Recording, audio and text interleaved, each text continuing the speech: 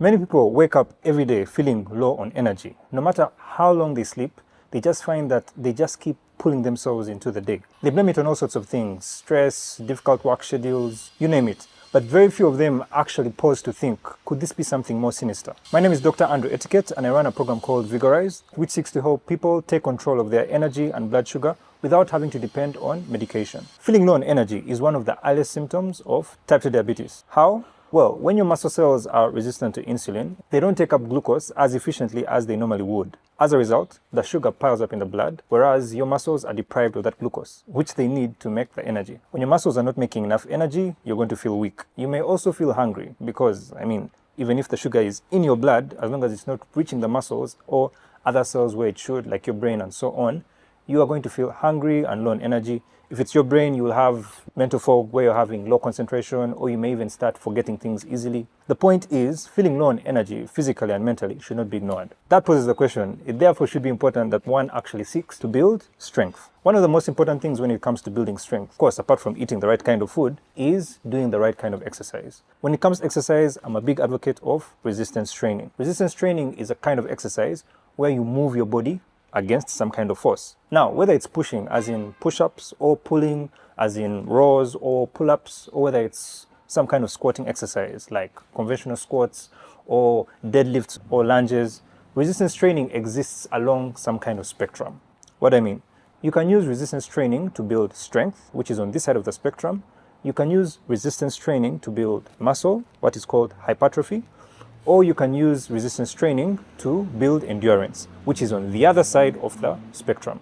Typically, as you move from strength to building muscle to endurance, you're moving from high intensity, so you're probably lifting very heavy weights for fewer amount of repetitions, to endurance training, where you're lifting relatively lighter weights, but for more repetitions. When you're focusing on building strength, it's very important that you're not focusing on just increasing the repetitions. The most important thing is you're increasing on the amount of force which you're exerting.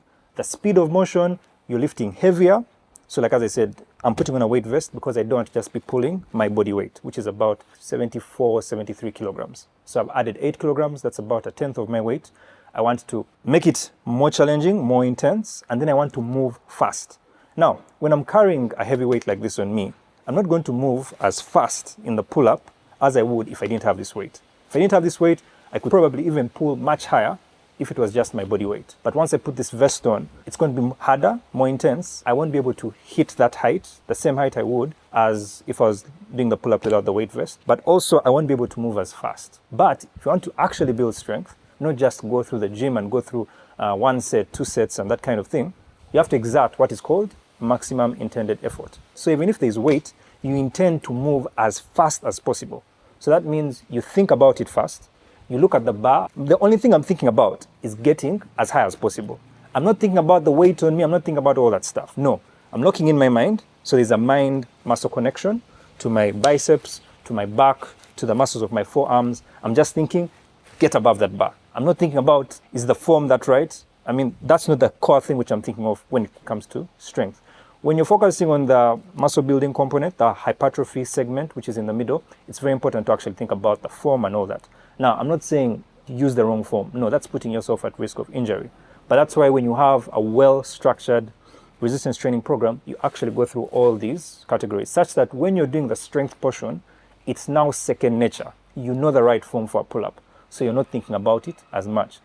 It's like you driving. If you drive a car, do you ever put so much effort into thinking, okay, is my foot on the brake or is it on the accelerator? No, you don't, because you've done it for months, for years, for some of us. You understand? So it just becomes second nature. So strength, maximum intended effort, just pull through. And you want to stop the number of repetitions which you're doing as soon as you feel that you're slowing down, or as soon as you feel like you cannot generate the same amount of force. You're not chasing to increase your repetitions. You're chasing to increase, like in this case pull-ups, the height of travel, and then the amount of effort which I'm actually exerting. And then you're also chasing to increase the amount of weight which you're actually putting on. So I moved from wearing 6 kilograms in this weight vest to now 8 kilograms. My ultimate goal is to get it to 20% of my weight.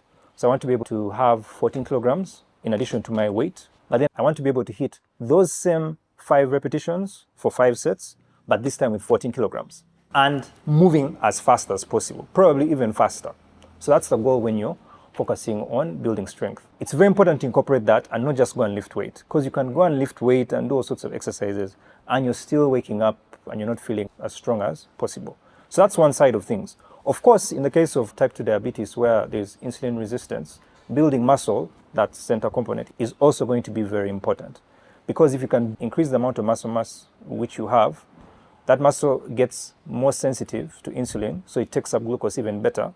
It will also help you in terms of improving on your energy levels, reducing on the amount of fatigue which you feel. So for somebody who wakes up every day feeling low on energy, you feel fatigued all the time, you're not sleeping as well, don't just think it's just stress, it's just work. I'd recommend go and have blood sugar tests done. So have your dinner probably by 10 p.m. latest. Wake up in the morning. I normally recommend by 9 a.m. before you have breakfast, go and have your blood sample taken off. Have a fasting blood sugar test done. Have a glycosylated hemoglobin, HbA1c test done. Yeah, that's a good starting point. You can add a lipid profile. And I mean, if you want to have a discussion on that, you can reach out to us. Probably there'll be an opportunity and we can guide you along that. Or check out with whichever doctor you visit. Don't take it for granted. I'm almost 100% sure you will find something maybe borderline if the fatigue has been going on for really long. And then the next thing which you want to do is focus on building strength, but also building muscle. You want to do those two things. Today, we have been talking mostly about building strength. Building muscle some other day. If you'd like me to do a video about that, drop it in the comment section below. Hope you found this very insightful. Till next time, Dr. Andrew Etuket from Vigorize, where we help people take control of their blood sugar and energy without having to depend on medication. All right, take care. Peace.